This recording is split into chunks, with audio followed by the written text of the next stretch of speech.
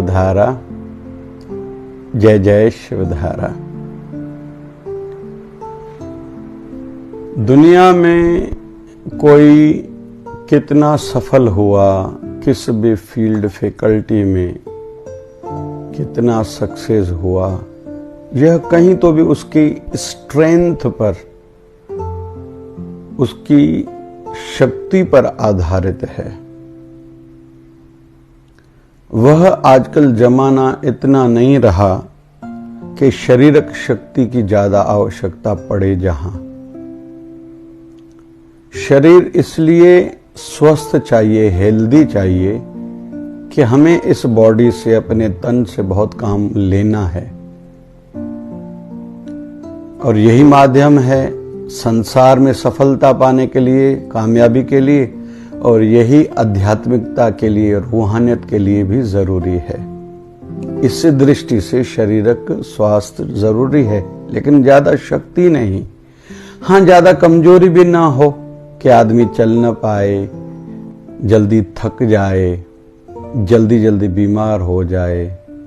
क्योंकि अक्सर देखने में आता है, जब हमारे जीवन का चढ़ान का समय आ जाता है, जब 5-10 साल शादी को हो गए, 5-10 साल किसी धंधे नौकरी को शुरू किए हो गए, अभी समझ में काम आने लगा है, फिर शरीर धीरे धीरे बीमार होने लगता है। कभी घुटनों का दर्द, कभी पेट की तकलीफ, कभी आंखों की, कभी कान की, कभी त्वचा चमड़ी की, फिर डायबिटीज, फिर ब्लड प्रेशर आदि आदि।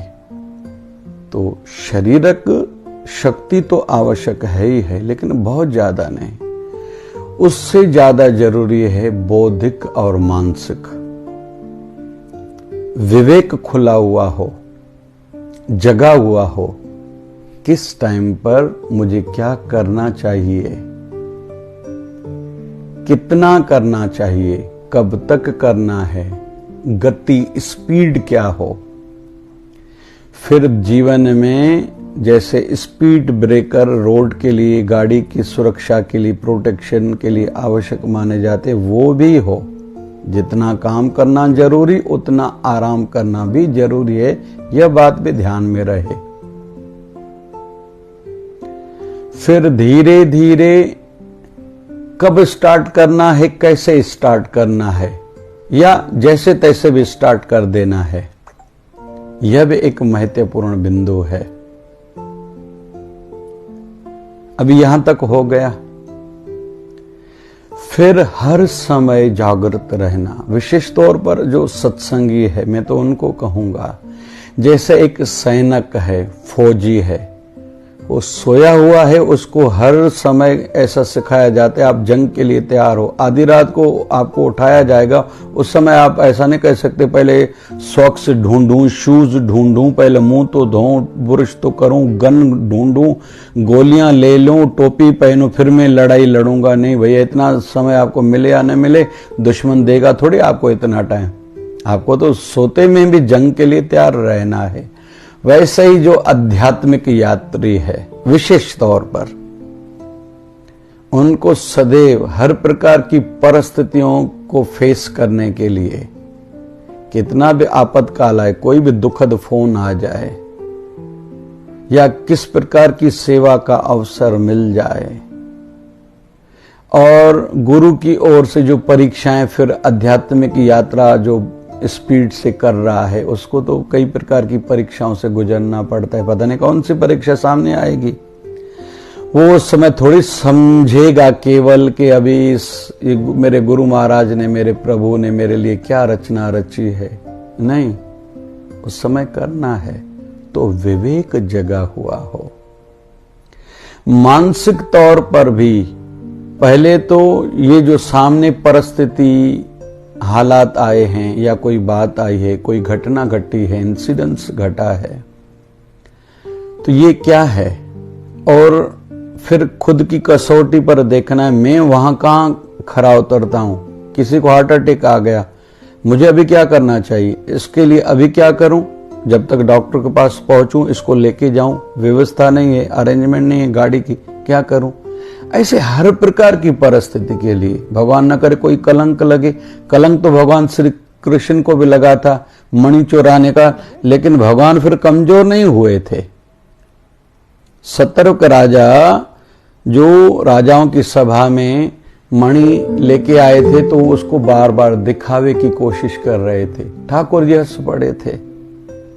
फिर कुछ दिनों के बाद उसके भाई ये मणि पहन के जंगल में शिकार करने गए तो एक शेर ने उनको मार दिया और मणि लेके गया। फिर उस शेर से एक रीछ की लड़ाई हुई, रीछ ने शेर को मार के वो मणि लेके गए और जाके वो रीछ था जामवंत, जो भगवान श्री राम के समय का था, अपनी बेटी जामवंती को खेलने के लिए दिया। इधर उसका भाई कई दिनों से जो शिकार करने के लिए गया था लौटा नहीं। भगवान श्री कृष्ण पर इल्जाम लगा कि उन्होंने ये करा होगा, उनसे मणि चोराई होगी, हो सकता है मेरे भाई को मार दिया हो।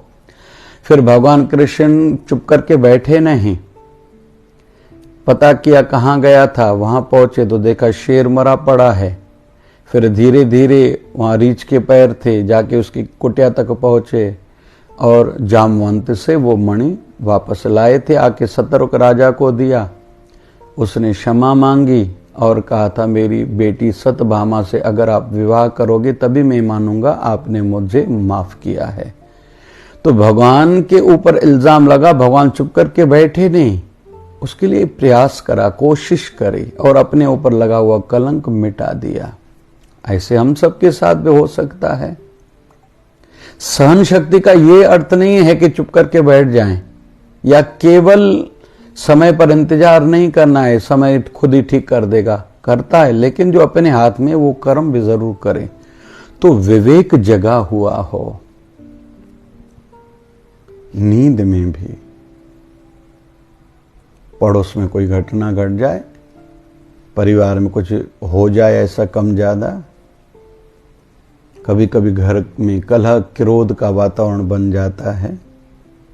जल्दी जल्दी कोई ऐसा मित्र भी होता है जो रूठने वाला हो, जल्दी रूठ जाता, उस समय मुझे क्या करना चाहिए, ये समझ विकसित धीरे धीरे हम सबको अच्छा पढ़ने से, अच्छा सुनने से, अच्छे स्थानों पे जाने से, अच्छे लोगों से वार्तालाप करने से, उनकी संगति करने से सीखना है।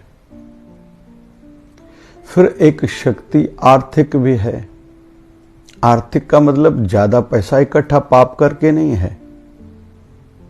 जितना कमाएं उसमें से, वैसे तो मान्यता अलग अलग है, जितना कमाएं 10% आप गुरु दरबार में दान करो, धर्म के नाते, भगवान के नाम पर, ऐसा कहा जाता है।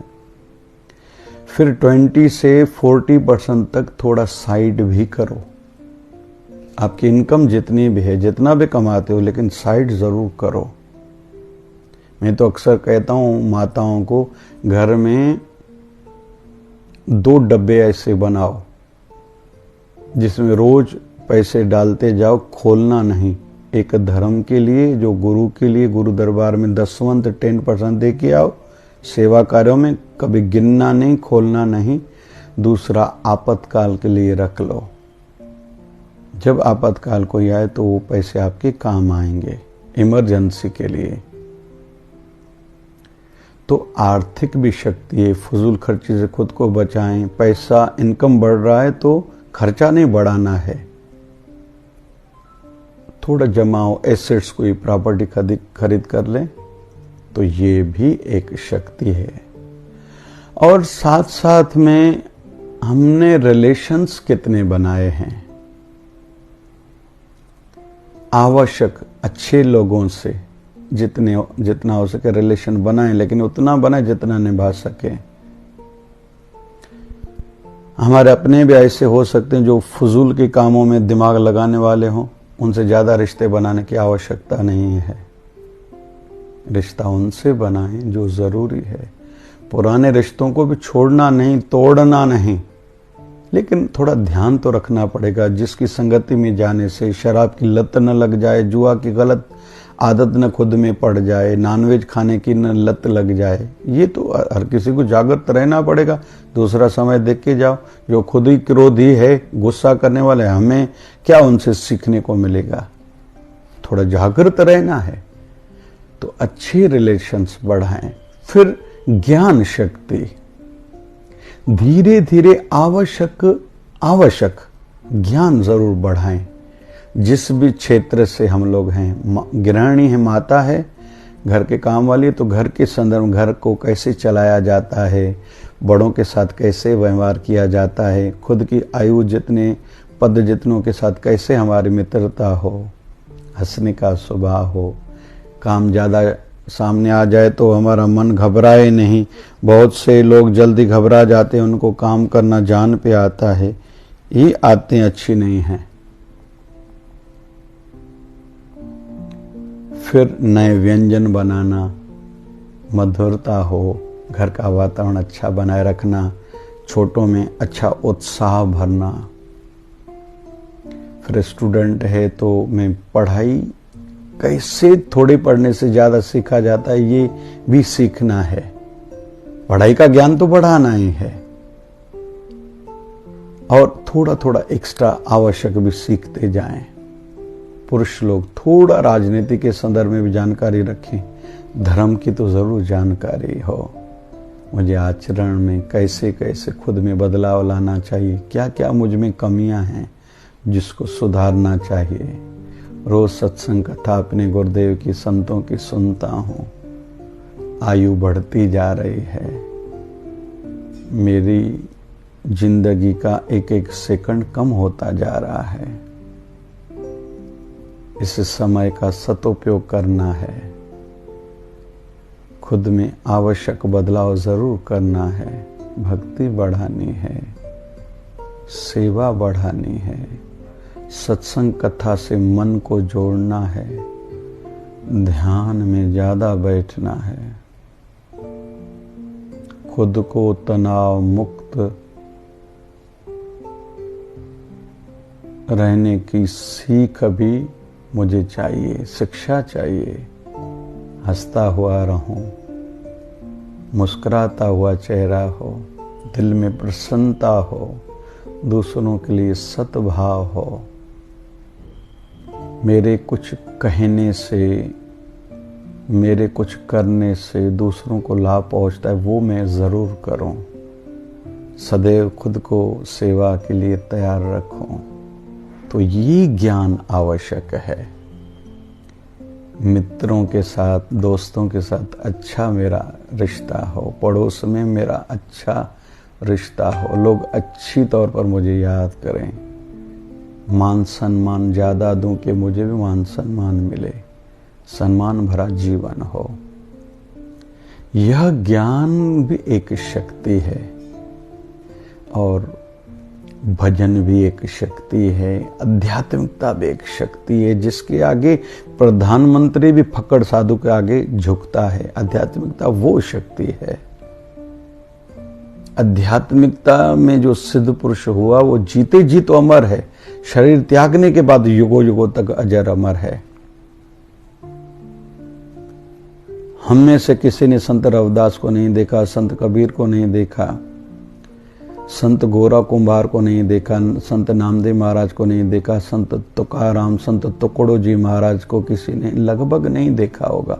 तुकड़ो जी महाराज को देखने वाले थोड़े बहुत हो सकते हैं। सदगुरु स्वामी शिव भजन जी महाराज को कुछ लोगों ने दर्शन करा था, कुछ लोगों को सानिध्य नहीं मिला होगा, लेकिन आज भी वो जीवित है हमारे हृदय में। उनके सेवा कार्यों में, उनके ग्रंथों के रूप में उनके विचार आज भी जीवित हैं, वो संसार में रहेंगे। आध्यात्मिक वो पावर है। आने वाले समय में भी जितने प्रधानमंत्री, राष्ट्रपति होंगे, वो संतों को झुकेंगे, प्रणाम करेंगे। ये उनकी आध्यात्मिक शक्ति का कमाल है।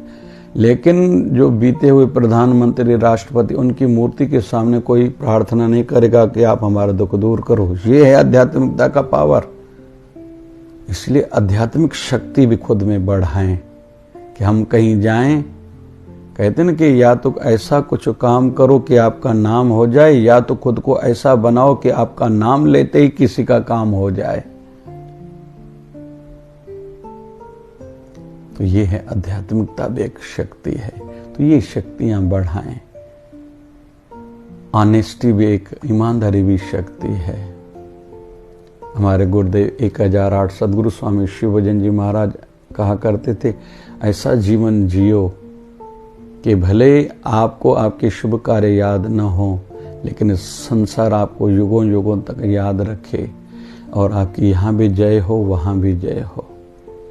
तो जीवन में शारीरिक शक्ति आवश्यक है, फिर मानसिक बौद्धिक विवेक शक्ति जरूरी है, आर्थिक भी चलो शक्ति जरूरी है, काम चलाने के लिए पैसा सब कुछ नहीं है, बहुत जगहों पर आवश्यक है, लेकिन सबसे ज़्यादा है ज्ञान शक्ति, फिर आध्यात्मिक शक्ति और रिलेशन शक्ति, पहुंच शक्ति भी हो, लेकिन आध्यात्मिक शक्ति सर्व ऊपर है। जय जय शिवधारा, जय जय शिव।